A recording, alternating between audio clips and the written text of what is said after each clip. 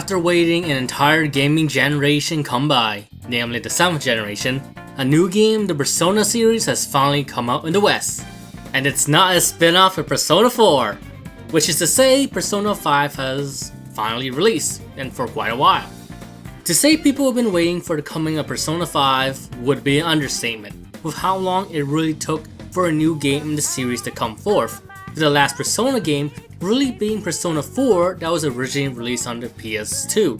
The only Persona related thing to come out in the 7th generation were the countless spin-offs of Persona 4, as well as the extended edition of Persona 4 on the Vita, which was named Persona 4 Golden. Not to mention the delays that Persona 5 had, how Catherine was partially developed as a test engine for the next Persona game on HD console, and suffice to say that a new Persona game coming into HD console was long overdue. But now that Persona 5 is out, does it match the hype that fans are giving it? Well, that's what I'm here to discuss, so without further delay, let's begin the review. Hello, I'm Peter47890 Sirus, and welcome to my review of Persona 5.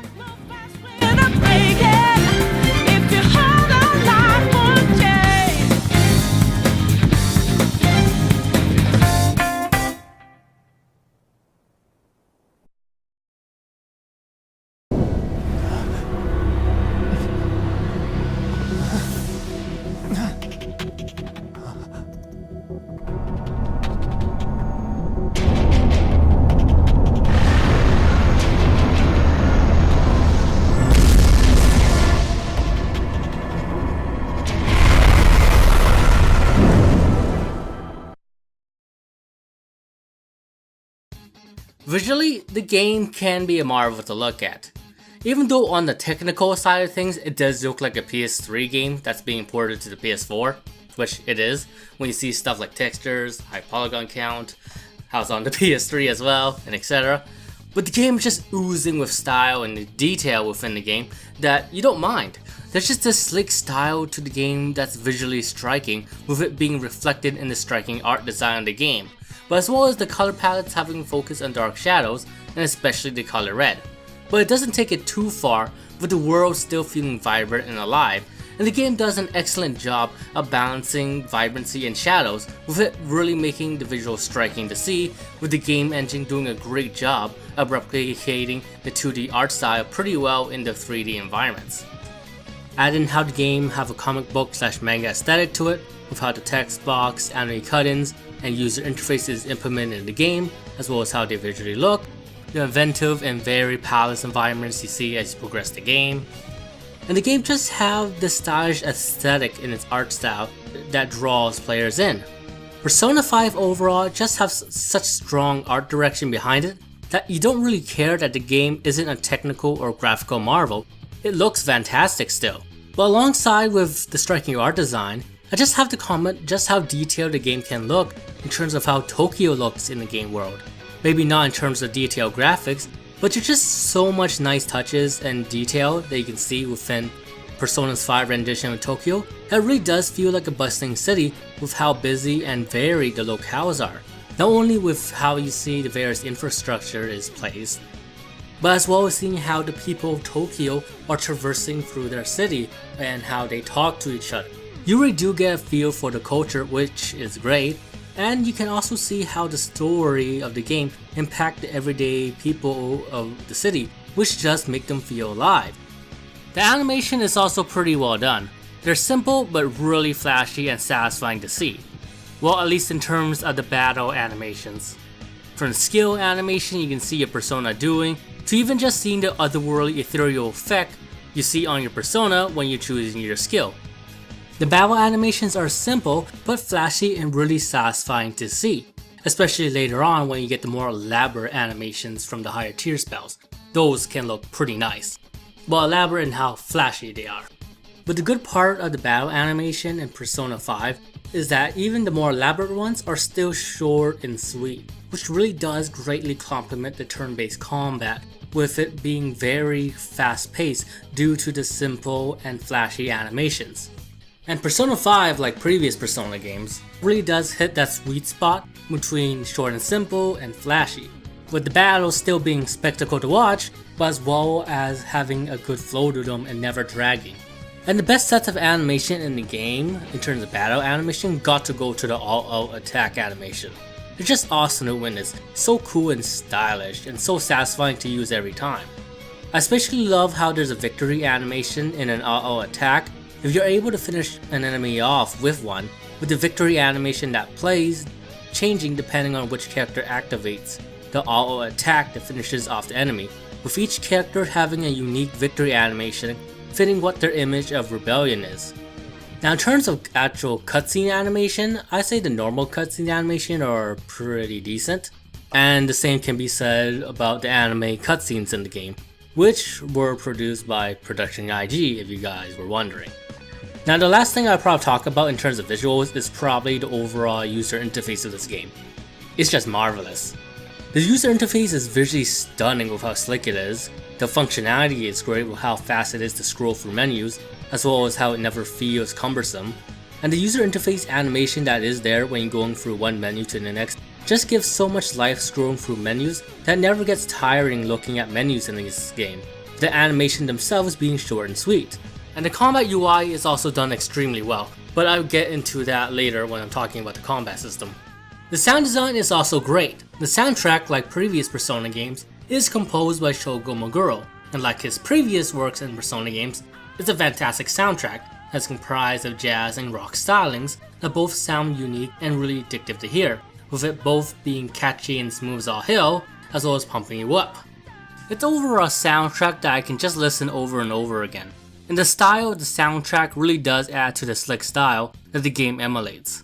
The voice acting is also really good overall, with each voice actor being able to portray the personality of their characters well, as well as the emotions that the character feel during the story really well. I personally really don't have many problems with the voice acting or voice directing overall. It's a well done dub. With that said, there are some people that said that the pronunciation of some names in the dub is iffy, but it never bothered me too much. Now to talk about the story of Persona 5. The game essentially put you in a role of an avatar type of character, where he has been sent to the city of Tokyo due to the criminal charges that's been placed on him, with him having to go to Chujin Academy, as that is the only high school that will accept him with his criminal charges, with him being under the care of Sojiro Sakura as part of his probation. But just as he's about to go to his first day of school, he and a fellow schoolmate named Ryuji is suddenly transported to the metaverse, an alternate reality where people's cognition of the real world is manifested, and it is there where they stumble into a palace, a place where a person's extremely disordered desires and perceptions are reflected into the surroundings, where that person's shadow, a suppressed self, has full control of the area and the weaker shadows that inhabit the area.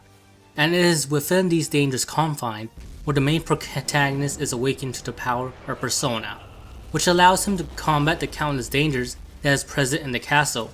And without getting too much into it, it is within these strange circumstances that the Phantom Thieves are born.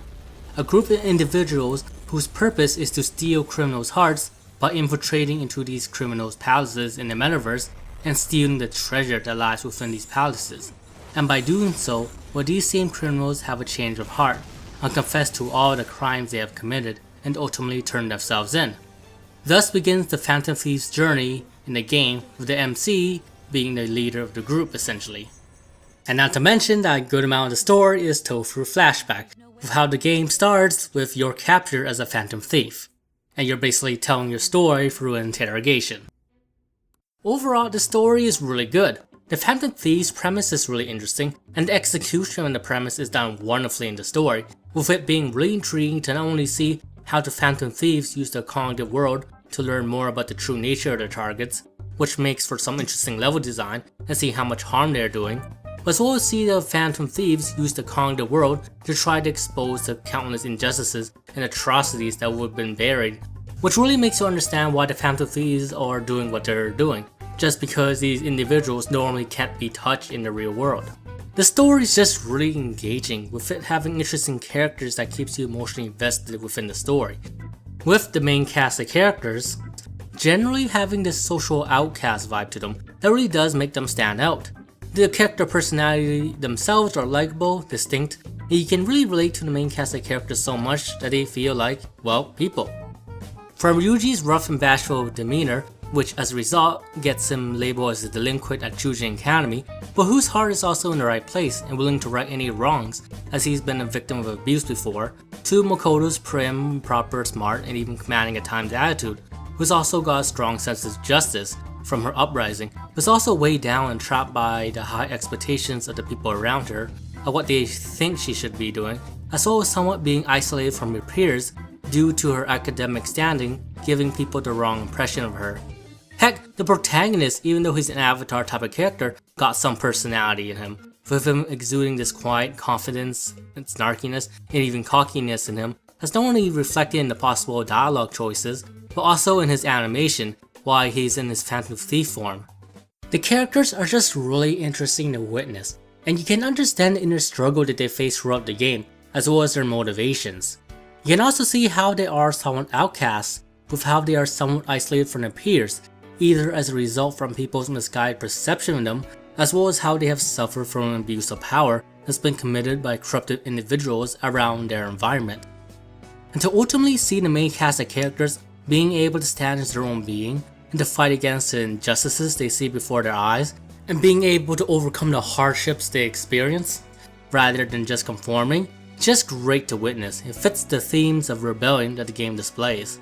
Overall, it's a really well done main cast of characters in Persona 5, and you can see why the main cast of characters would connect with each other as they do, just because there are aspects of their character that does somewhat make them recluse in the general public's eyes. Now, I don't think they're as close-knit as Persona's 4 cast, but there is still a connection in the group that ties them together, and they bounce off each other's personality pretty well, with it being pretty enjoyable to see them interact with each other, whether that be in the lighthearted slice of life moments in the game, as well as in the text messages they periodically send to each other. As for the side characters in the game, I do think they're pretty interesting too. The social outcast vibe that you see ingrained in your party members does also apply to a good amount of side characters in the game, with you being able to see their interesting and varied storylines when you pursue these characters' social links. Well, it's called confidant links in this game.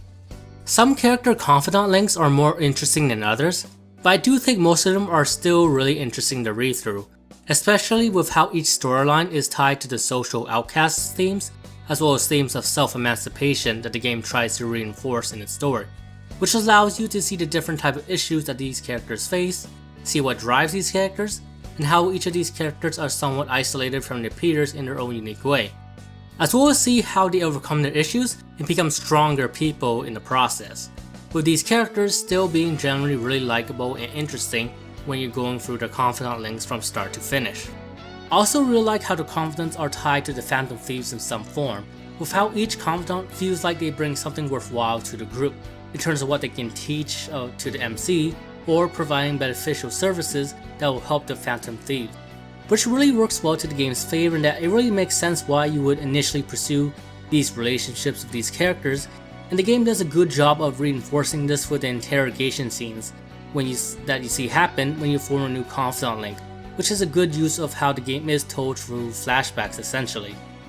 Though I will say that some of the benefits you learn from these characters might be a bit silly.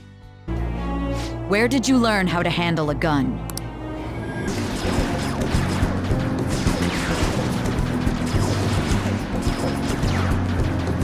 The game also does a great job of establishing the rules of the cognitive world, and how the cognition of the denizens of the real world can affect it, as well as how people in the real world can also be influenced drastically using the cognitive world. With the story being able to pull off some great plot twists and plot progression by using the rules of the cognitive world in an interesting and unexpected way, without it breaking any of its rules that it established, which is just excellently done.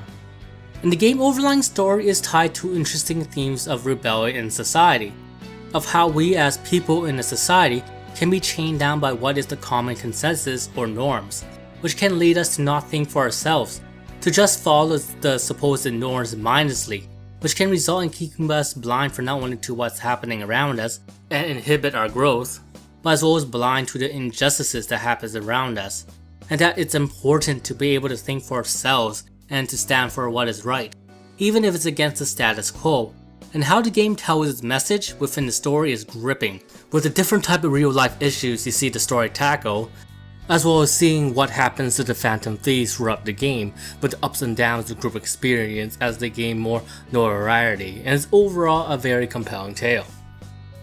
Now, are there setbacks to the story? Well, for one, the beginning can be sorta slow. The actual introduction segment is actually a great intro where you see how the main character gets captured, which really does get you pumped up to find out what the heck is going on. It's the part where the flashback begins and where you tell your story to Sai, where it can feel like a slow start, with it even taking around 4 to 5 hours before you get like full control of the game. And by full control, I mean getting out the tutorial and deciding when you want to go in dungeons, when you want to spend time to increase your social links and all that. Now, I don't think it's too big of a problem if you look at it strictly at a story point of view, in terms of what the first 4 to 5 hours need to set up, as well as how Persona 3 and 4 was kind of like that. But I thought I would bring it up to people who's like starting Persona 5 as their first Persona game. Now, personally, like I said, the slow start didn't really bother me since I saw what the game was setting up. But what does bother me is that there are segments in the game where you're just railroaded to just doing nothing, except sleeping for a day, which can make the game pacing feel a bit sluggish at times. Since nothing really important usually happening during those days, so not to mention you can't really do anything like productive, like building up your social stats or social links, which can make it feel like a wasted day for some people. That and make some people say, "God damn it, Morgana, let me do something tonight!" And I should probably talk about the Morgana thing. Now, there are some people that don't like the fact that Morgana is the one who tells you have to go to sleep early in Persona 5. Now, this isn't anything new, as in Persona 3 and 4, you still had to go to sleep early on certain days on those games. But the difference is that the main protagonist's own thoughts was the one to prompt that, while in Persona 5 it's Morgana. Now, I never really minded the fact that Morgana is the one who's telling you to go to sleep early. What I do think is sort of a problem is that there are more days in Persona 5 where you're forced to go to sleep early compared to Persona 3 and 4. Or at least Persona 3 and 4 hit the fact much more easily than Persona 5 did. Since in Persona 3 and 4 usually there are events where you can see why the protagonist would be tired from the day events, why in Persona 5 it could be just him listening to people talk all day and then he'll be tired for some strange reason. Okay, moving on from that. Another thing that can probably annoy people is that Ryuji can sort of feel a bit too obnoxious at times during certain parts of the plot, where you just want to smack him. Or at least I did.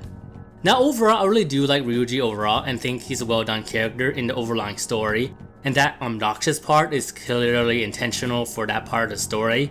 But that doesn't change the fact that you just want to smack him when you get to a certain part. This is not flawed in the story per se, since it does serve a purpose, but I can still see a Ryuji annoying certain people when they get to that part. The last thing I'm probably going to talk about is that the games sometimes have a habit of restating the same information that the player already know, which can get annoying, especially in the text messages. There's only so many times that I can read, "Do you think the person is going to have a change of heart?" messages before it gets stale. I don't mind if they do like once or even twice, but they ask this like 4 to 5 times when we're just waiting for the countdown, so yeah, again, gets sort of annoying. Ravage sound! Nice! Your gambit worked! Ready when you are! Roger! That was your skill! Let's go! This'll let me...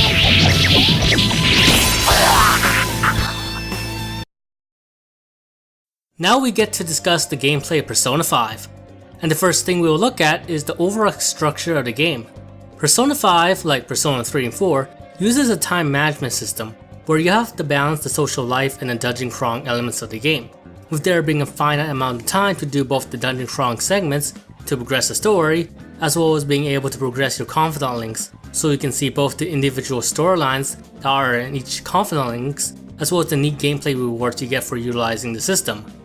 And each day that you have either allows you to do 2 social life events, one in the afternoon and one in the evening, or being able to go to a dungeon, which wastes the entire day. But do note that some days will be wasted just because for story reasons. You are also able to walk around town and go to shops to buy items, equipment, or talk to NPCs, and etc. With these actions not advancing the time management system. Long story short, the only thing that will advance time is doing activities that will increase your social stats or confidant link levels, as well as doing dungeon crawling. And for people who's playing Persona for the first time, don't worry, there's no actual time limit in the dungeon when you go in. When you go out of the dungeon, it will waste an entire day, but there's no like timer in the dungeon themselves. Except for one boss fight, but that's a unique boss mechanic. But do note that for the dungeon crawling segments, you have to pace yourself, since if you run out of SP, you're kinda boned and can't really progress, at least on the higher difficulties. So learn how to pace yourself so you can get as far in the dungeon as you can for the day. Anyway, I should probably discuss the social life and dungeon crawling elements of the game in terms of what they do, rather than how they affect the time management system. The social life aspect of the game overall consists of, well, spending time with your confidants so you can raise their confidant links, as well as building up your individual social stats by doing a variety of activities around Tokyo. Building up your social stats will allow you to unlock certain confidant links, as well as unlock certain dialogue choices and events that will increase other social stats during certain parts of the game. While building up your confidant link levels will let you see the individual storyline that's contained within these confidant links, as well as give you nifty rewards, which ranges from getting level up bonuses for certain personas when you fuse them in the Velvet Room, to getting neat skills that will help you greatly both in combat and in the social life elements of the game, and the higher rank you get, the greater the reward. Do also know that hanging out with your confidants might also raise your social stats periodically depending on the confidant. You can also occasionally get extra free moments during the day to raise your social stats free of charge, either by answering school questions or even by having dreams, as weird as that sounds. Though the school questions can be a bit tricky to answer. Luckily, you can sorta cheat using the online functions. Now for the dungeon crawling segments of the game. They're pretty self-explanatory, with you having to traverse two types of dungeons in the game, which are namely palaces and mementos. Palaces are handcrafted story-themed dungeons that are mandatory to do in order to progress the game, with each having their own set of puzzles to traverse through, as well as there being a bunch of enemy shadows to fight. And the main goal is to make an infiltration route to the treasure room in these palaces, and then send a calling card to effectively nab the treasure, which usually leads to a boss fight. And the process of sending a calling card generally takes 2 additional days because of, well, story reasons. There are instances where the amount of days it takes to send a calling card is changed to 1 day, or changed to a specific date at the end of a deadline for one instance, but generally speaking it takes around 2 days at the most, so plan around that fact. And then there's mementos, which is a mysterious set of randomly generated dungeons that you can explore later on in the game, with the depths of the dungeons expanding as the story progresses. Overall, the structure of the game works really well. The time management system is done well with how the game's pretty clear cut on what your task is, which is namely doing the palace segments, and giving you plenty of time to achieve that task, as well as be able to balance the social life elements of the game with the time limit that you have. And not to mention that the game gives you a good amount of freedom on choosing how to proceed. But what makes the time management system fun is that the dungeon crawling and social life elements of the game really balance and complement each other, as well as feeling rewarding to do and vary from each other. What I mean by that is that no action in the game feels isolated from each other in terms of actions that progress the calendar system. It all feels connected, whether that be progressing the story early by dungeon crawling, which allows you to have more time for confidant links, or progressing the confidant links so you can get more powerful gameplay bonuses for the dungeon crawling segments. And the fact that they feel connected to each other does make it feel like each action matters towards your end goal, which does make you want to do them. Each action just feels like they progress something in the game. Add in how the game is fair in providing you with clear indication of what your deadline is, and it's fun to strategize on how to effectively manage your time between the social life elements of the game and dungeon crawling, with it being really gratifying to see how it pays off in the end. But that's just the time management system. Is the dungeon crawling and social life elements of the game themselves fun to do? For the most part, they are. Dungeon crawling for one is probably the best it's ever been in the series, with how palaces are now handcrafted dungeons, with it being really fun to traverse through the levels with how visually interesting it is, as well as how you move within these palaces. From using the stealth cover system, which feels great to use when you're going from cover to cover and landing a sneak attack on an enemy, as well as how you have to jump to a higher elevation to get past an obstacle, or jumping from platform to platform, or over running.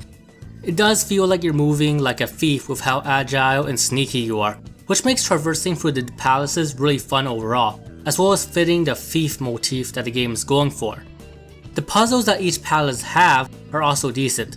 They're not hard, but they're still fun distractions to do, and do give each palace an identity outside of its visual design.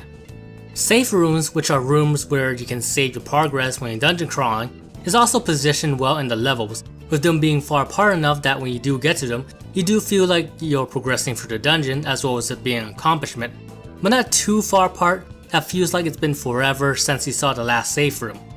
And the fact that you are also able to fast travel to these safe rooms from the entrance and vice versa allows you to just safely leave the palace without worrying about losing progress, as well as allowing ease of use in terms of if you want to go to a specific area. I also do love how there's even shortcuts in the dungeon design in this game, so you can backtrack to a previous safe room to save and not lose all the progress you made if you reach a certain threshold.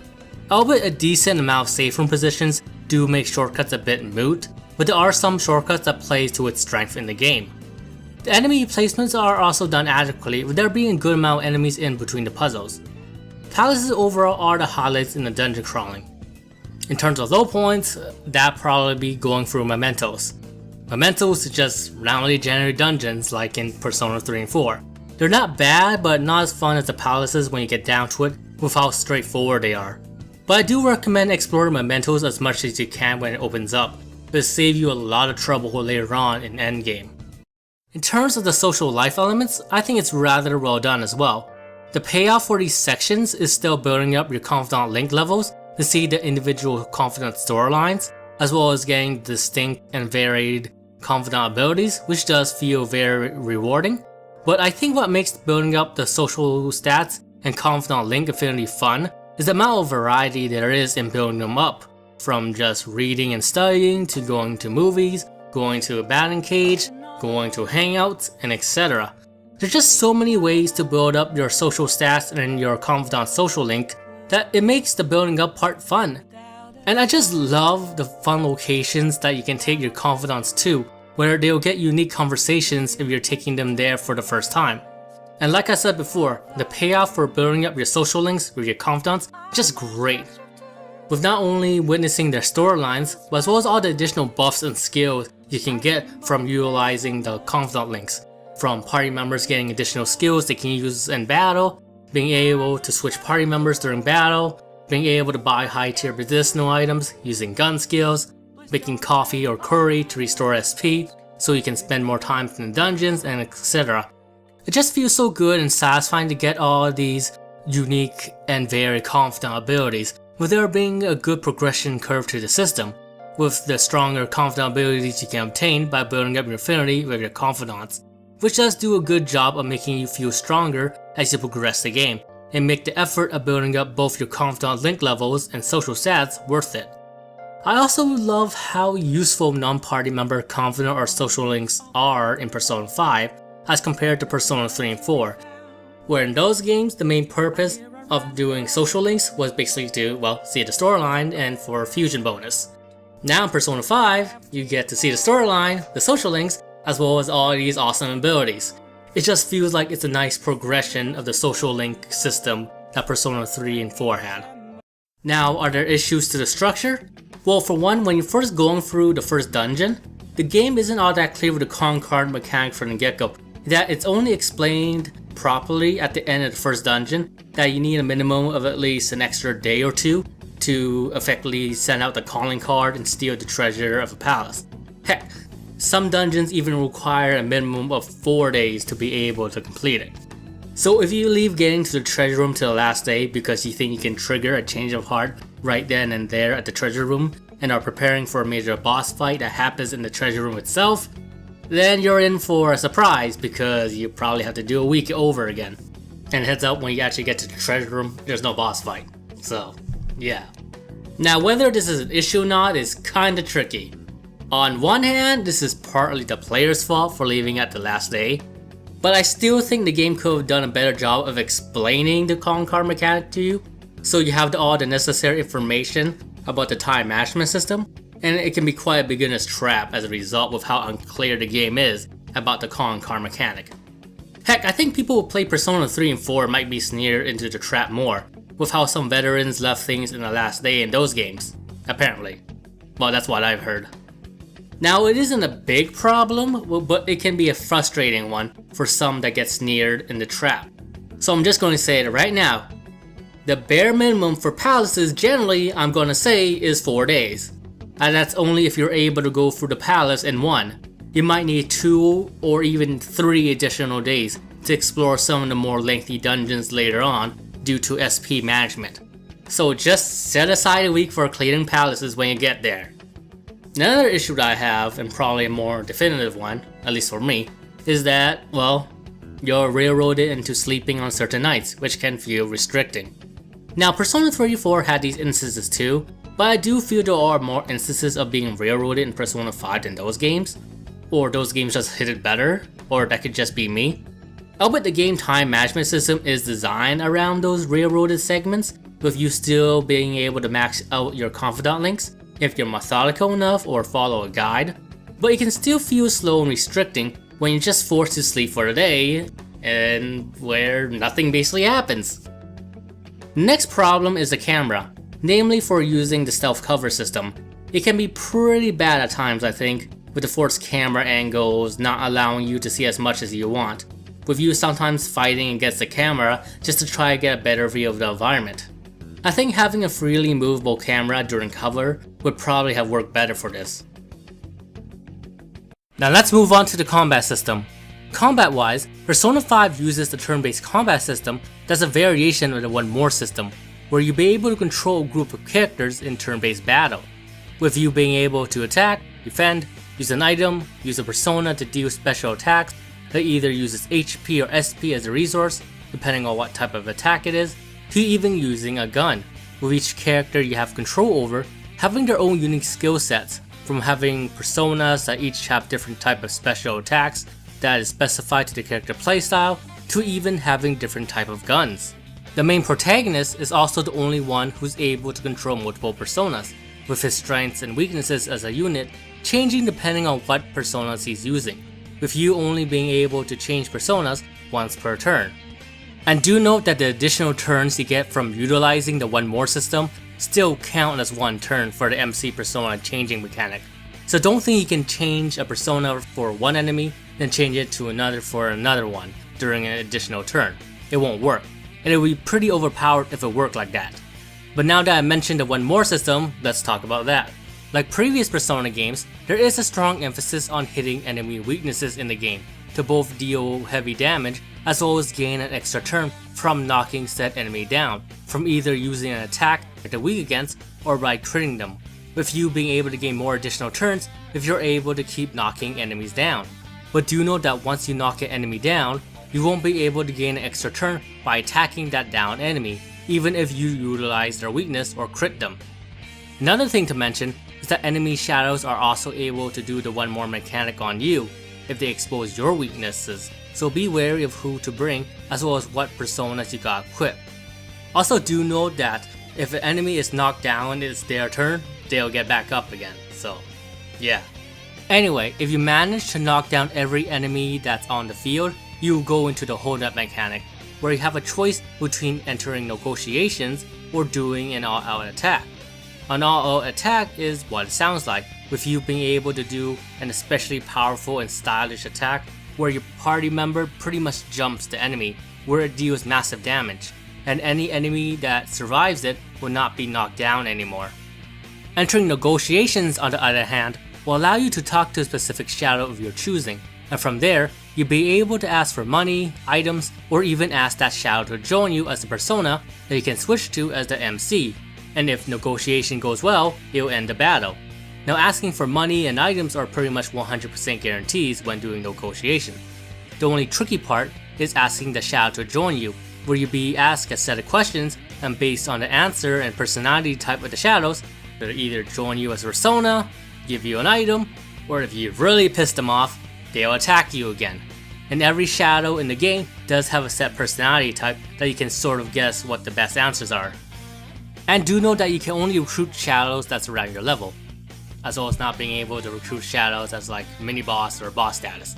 Just know that if you go into the hold up mechanic and see them not talking at all, you can't recruit them probably. The next thing I'll probably talk about is technical damage. Now if an enemy shadow is under a specific status effect, you are able to deal a large amount of damage to it if you use a certain attack against that enemy, with the buff damage being technical damage. Now the next thing I'll probably talk about is confidant battle skills, more specifically the baton pass mechanic. Like I said before, you'll be able to gain various skills you can use in combat by forming and building confidant links with your, confidants, with those skills ranging from being able to change your party members during battle, use gun skills, be able to escape if you're ambushed, and etc. But the one confidant skill that probably deserves mention is probably the baton pass mechanic, with how it changes the dynamic of the combat system despite being an optional ability. Though I use the term optional very loosely, since I do think that the baton pass should be unlocked for everyone with how integral it is to the combat system, since it is basically an extension of the one more mechanic. Heck, one of Fox's quirks in battle is using the baton pass mechanic for some of his attacks.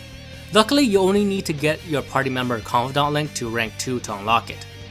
Anyway, baton pass is basically an extension of the one more mechanic, where if you manage to knock down an enemy via weaknesses or crits, you'll be able to give your extra turn to any ally who has baton pass unlocked, with the ally receiving the additional turn being strengthened for a singular move. And if you're able to do another baton pass, the next ally will be strengthened even more. But do note that you can't do a baton pass to party members who already passed their baton in that turn. Overall, the combat system is really fun. For one, there's strategy to be had in the combat with how you have to utilize weaknesses in order to both deal heavy damage and take advantage of the one more mechanic, with it being a gratifying system to take advantage of, just because of how much damage you can dish out if you're smart in utilizing weaknesses and how versatile the one more mechanic is. Whether you use it to try to knock down every enemy just so you can set up for an all-out attack, knock down an enemy, then baton pass to a character so you can deal even more damage, as well as use that character's particular skill set, or even try to finish off a weakened enemy with a spell that they are weak against, and then focus on healing or buffing the party if you think the party needs it, and etc. The one more mechanic being as versatile as it is, with the different ways you can tackle a battle, and the amount of hurt you can dish out by utilizing the system well, does make it fun to play around. And the fact that you have to pay attention to your own weaknesses and adjust accordingly so that you don't get decimated by enemy shadows who can utilize the one more mechanic against you, does make it very engaging, with you really feeling that each move you make matters in the course of a battle.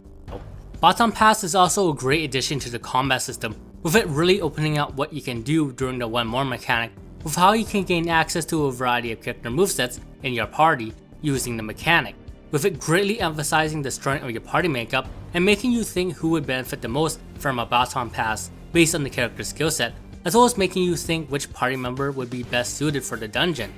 And when you do utilize the baton pass mechanic, it is so satisfying just for the absurd amount of damage you can dish out, with it still requiring you to be smart in how to utilize it because of the limitations that is placed on it, via it only activating once you knock an enemy down, and not being able to do baton pass to characters that have already passed their baton during a turn, with you having to think on how to maximize your damage or efficiency using it, such as only baton passing to characters that are able to knock down every enemy so you can go for an all-out attack, as well as conserving your SP, baton passing to characters that are able to perform status effects on enemies if you don't think an all-out attack is possible, or if the enemy is too beefy to be finished in one all-out attack, or setting up a chain of baton passes by utilizing the weaknesses of various enemies on the field so your strongest party member is able to wreck a particularly strong shadow after a chain of baton passes, and etc. There are just a lot of options that open up in combat now thanks to baton pass, allowing you to gain access to a variety of character skill sets when doing the one more mechanic, with it being fun and satisfying to use it. Speaking of character skill sets, each character you have control over is pretty distinct from each other. From the MC being the most versatile character with how he can switch personas, but also the one you have to watch out for the most since the game is over if he dies. Panther being the magic nuke, who's also fitted with good debuffs and heals, but is totally dead in the water if her SP pool is drained.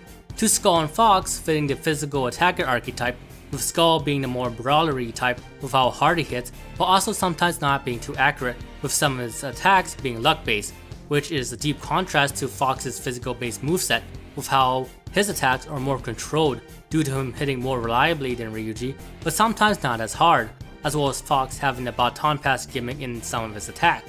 Each character got their own strengths and weaknesses in how they play, while outside of their obvious strengths and weaknesses being the elemental affinity they're placed in, with it being really fun to figure out which character moveset would be the most ideal and fun for the situation, with all the characters being viable, distinct, and fun to use given the archetype they fit in. While viable to use generally, don't use a character in a fight that you know will have an elemental disadvantage. I also like it how it's more viable in Persona 5 to use all the characters in your party, with how you can gain confidant abilities that allow bench party members to get experience as well as being able to get party switching, which is a deep contrast to Persona 3 and 4 where you had to use a set team. Unless you grinded every party member in Persona 3 and 4 like me, which took a lot of time. I also love how much confidant abilities add to the combat system just based on all the options that become available to you from pursuing confidant links, which does give a good sense of aggression in the combat. Negotiation coming back was also a surprise, since it was omitted in Persona 3 and 4. As for its implementation, I do think there has been some good that the system brought for the game. For one, I like how every shadow that you encounter in the game is now unique as a result from negotiations being in place. Since with how negotiations being the main way of how to get personas, they had to make sure that each dungeon had their own variety of shadows that you could convince to join you. And as a result, each dungeon have their own unique groups of shadows, with there being no shadows that share an enemy model, with this aspect of the game making Persona feel more like the mainline Shin Megami Tensei games, which is great to see, especially compared to past games where they use the same enemy shadow models for some areas. The difference being is that some of them were just palette swaps. I also like how negotiations give you more options to stop a battle, with these options having pros and cons to them, with the pro being is that if you stop a battle for negotiations, you can end the battle without spending too much resources and can get an item, persona, and money as a reward for using the system, with these rewards being worth it, especially getting a persona.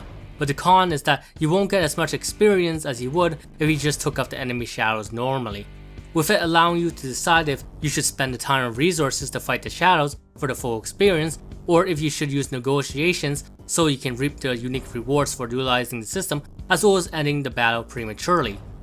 As for the negotiations itself, I do think it can be satisfying to get a persona through this method, just because there is a more inherent risk to asking a shadow to join you as compared to just asking for money and items, which does make getting that persona feel satisfying, with the risk that comes with trying to ask a shadow to join you feeling appropriate for balance purposes. Another good point about Persona 5's negotiations is that Shadow's personality is much more defined in this game as compared to Persona 2, which allows you to discern more easily what the best choice is to make within the negotiation, which is good. And the fact that you can get a 100% capture rate if a Shadow surrenders is really nice too, and makes negotiations less of a pain. Now, are there some problems to negotiations? Yeah, but I'll get to that later.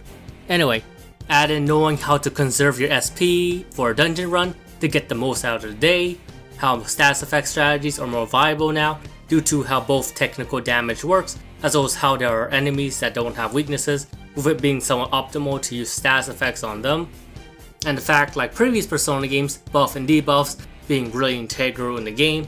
It is overall a pretty substantial combat system that's fun to play as well as stylish to see just based on the simple but flashy animations. It's also pretty fast paced too, thanks to both the simple animation as well as the smart UI choices the developers made to the game, with how each action you can choose in each turn is now tied to a button, which does give you that extra bit of speed when it comes to choosing actions. That extra bit of speed does make the combat feel very flowing. Now, are there problems? Well, I probably should get back to why negotiations have some problems to it. there is one major factor that makes negotiations annoying in the game, and that factor is the freaking questions that the shadow asks you. The fact that you can easily discern the personality types of these shadows is good, but the shadows sometimes ask you the most random ass questions that you don't know how to answer them, even if you know the personality type. Like, there's a question where they ask you how you would like them cooked, which is just like, wait, what? And a decent amount of the questions are like that, where it's pretty much just playing a guessing game with how random and ambiguous the question and answers are. Now, half of them you can easily guess from knowing the personality type, which is good, but the other half just feel like the game is trolling you and you have to guess, which can be annoying. Okay, maybe 50% is a bit of an exaggeration, but it does feel like it's at least like 25 to 35% of the questions are there just to troll you. Now, to be fair, Persona 5 is probably the series' best attempt at negotiation so far, well, in the Persona series, but there are still some annoying bits in it that I thought I needed to highlight. And that's probably the most significant flaw in the combat I could find. Now let's get to the leveling and customization options in the game. Firstly, the leveling system is pretty standard. You get experience from doing battle, get enough, and you level up, with your stats steadily increasing each time you level up, as well as you learning new moves when you get to a certain level, whether these be actual Persona skills you can do in battle or just passives. Do note that you do have limited space in terms of how many moves you can learn, so be wary of that. But you are also able to relearn any abilities that you discarded, and just make an entirely new moveset if you go to the church, which is a really nice feature. Equipment wise, it's pretty standard too. You get new equipment by purchasing them at the airsoft shop, where you can buy melee weapons, guns, armors, and accessories for your party members, though you can get some accessories from other shops too. Dungeons also have a few equipment pieces tucked in there as well. Equipment mostly follows a linear progression curve, where the higher stats they are, the better they are. Again, pretty simple. Now to talk about the fusion system. It's a pretty simple system to grasp, with you being able to fuse the personas you get from negotiations together to make new ones in the Velvet Room. Whether they be stronger or weaker will depend on what persona you are fusing, with the stats of the fused persona being influenced by the persona you use in the fusion. The fused persona can also inherit various persona skills, with you being able to choose which skills they inherit. After all that is done, your fused persona may also have a level up boost if you level up the appropriate confidant link. There are two types of fusions you can make in the game. The first is freeform style, where you can fuse any two personas together to make a new one, or predetermined fusion, where you need 3 or more specific personas to fuse, with the functions of the predetermined fusion evolving by progressing the Strength Arcana confidant link. Alongside with fusion, you can also sacrifice your persona to either level up other personas or use a sacrifice persona to get skill cards and various items. And then there's a compendium, where you can summon any persona that you have previously obtained from negotiations or fusions into your current party by using money. Overall, the progression and customization systems are very well done. The leveling and equipment system gives a nice feeling of progression, with it doing a good job of making you feel stronger, either that be from getting higher stats, as well as the variety of moves you learn throughout the game as you level up. It's simple but effective. The fusion system overall is also done fantastically, with it allowing you to have tons of customization in terms of what personas you can have for the MC, which allows for a lot of variety in how your MC can play like, with it giving a great feeling of progression when you fuse a particularly strong persona. I also love all the other neat functions that allow you to customize yourself even further outside of just fusion, with you being able to strengthen a persona by sacrificing another persona, which allows you to level it up, or using a sacrifice persona skill card to further customize another persona moveset. It really does open up a lot of ways in terms of how you can make a persona, which is great.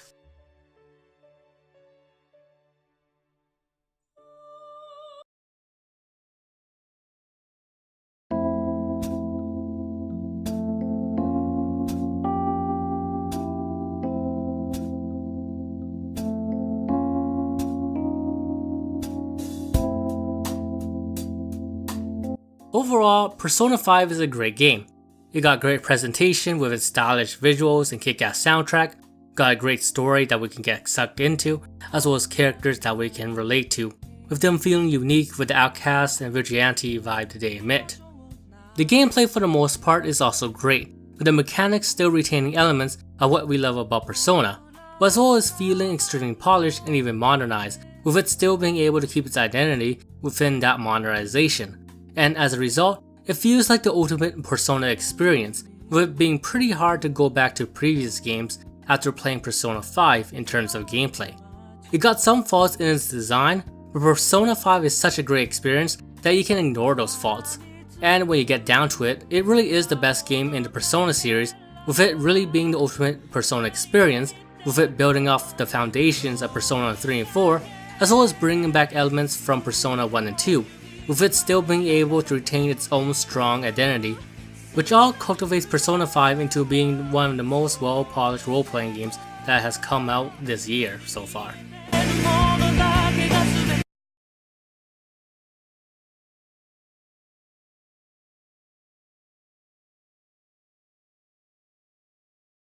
Huh?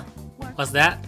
Who is best girl in Persona 5? Well, that's pretty subjective, but it should be pretty obvious by the footage I'm showing right now who I think is best girl, or best grill as some people would say. But if you want me to say the name of who I think is best girl in Persona 5, it got to be the one, the only, Makoto. Futaba. God damn it, Sword! You're